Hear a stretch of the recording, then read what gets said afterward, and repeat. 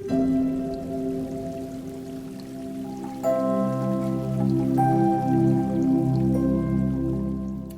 everybody, and happy Mental Health Monday. So today we are finishing up the series on my favorite mantra, courage over comfort.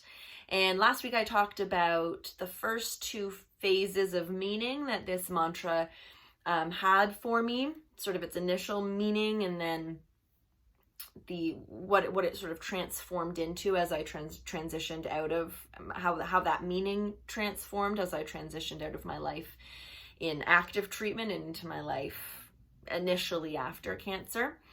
And so today I'm going to be talking about the final meaning that this mantra has come to mean for me, and it's really what has carried me into a life where I can thrive after cancer instead of one where I'm merely surviving. And it is a more spiritual or deep meaning than the first two, which were more practical. And that's sort of, a representation of my cancer journey too. It was very practical at the beginning in terms of healing physically and making sure I was reducing my risk as much as possible. And now I'm taking all of the learning and lessons and growth and positivity and changes and spirituality that I've gained. I'm taking all of that into my life after cancer. And so this final meaning of courage over comfort really represents all of that for me. And then I'm also talking a little bit about how I use this mantra that's a little different than just the traditional way of repeating a mantra over and over. And so I hope you find that tip helpful and that you can use it for your own favorite mantras. So let's get to it. Once I had moved into my life after cancer, after the first year and a half when Herceptin was done and I was onto my maintenance protocol with all my alternative stuff and detoxing protocols and things like that, courage over comfort again did another transformation and took on another new meaning for me. And that started to happen when my perspective started to shift.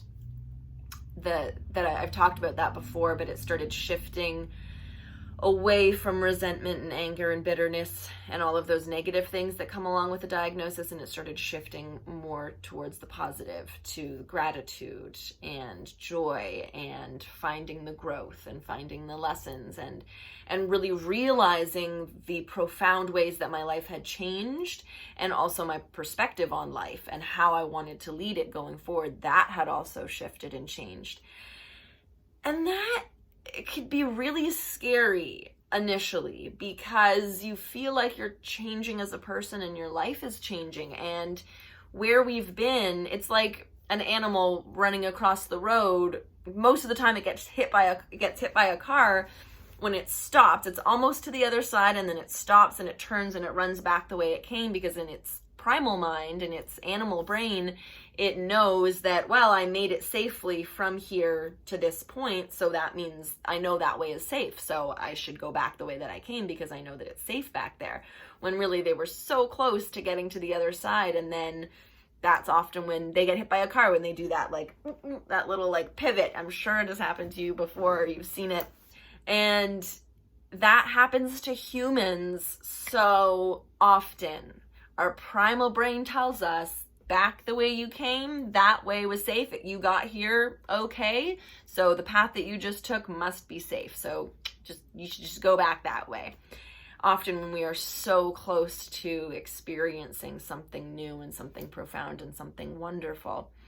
So courage over comfort now has come to represent having the courage to take those final few steps in the direction of the unknown, or sometimes many steps in the direction of the unknown, but continuing to move in the direction of the unknown instead of going back to where we came from, instead of going back to where we were comfortable. Because most of the time we are not happy there. We weren't happy there. And for me, I know that unhappiness, I wasn't even aware of it until after I was diagnosed. Really, I had inklings, but I hadn't really analyzed it or looked at it. And after doing that, I know that for me, that unhappiness played a role in my stress, and that played a role in my diagnosis. And So even though it's comfortable, even though it's familiar, there are untold, wonderful, amazing possibilities just on the other side of that road. And you just need to have the courage to choose to keep moving in that direction, keep moving forward, because it's all waiting for you. It's all waiting for you. And that I can personally attest to my life being happier, more joyful, more fulfilling, just every positive adjective you can think of. My life is that on the other side of cancer, and I'm so glad that I had the courage to choose to keep walking forward instead of choosing comfort, instead of walking back to what felt comfortable mentally and emotionally. And so that is now what courage over comfort represents to me. It represents all of these things, this multifaceted, multi-layered meaning, from the practical now all the way up to the very spiritual and metaphysical. And that is why it is one of my absolute favorite mantras. And because it has such a deep meaning, first of all, I hope my explanation of that was inspiring to you or helpful to you in whatever way. Maybe can inspire you to choose courage over comfort in your everyday life, and also in the big moments of your life too. But because it's one of my absolute favorite mantras, I try to keep it. Not only do I say it to myself, because that's the traditional way that we would use mantras, by repeating them to ourselves over and over, just as we go about our life, or while we're meditating, or writing them out over and over.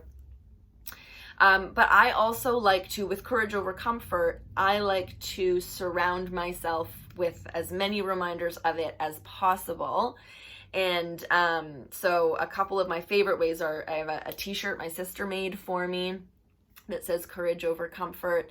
And then Lace Murray, a wonderful member of this group, and also the just outstanding facilitator of the Integrative Breast Cancer Healing Tribe. But she sent me some decals that say I choose courage over comfort, and I have those up around my apartment, so I get reminders of it all the time. And it's not just for me the reminders of it, of seeing it or hearing it. It's almost like that those words hold energy for me, and having them in various places around my apartment, and then having them on something that I can wear, it's like I'm surrounding myself with that energy, with the positive, supportive, affirming, amazing energy of choosing courage over comfort. And it's almost like it, infuses into me.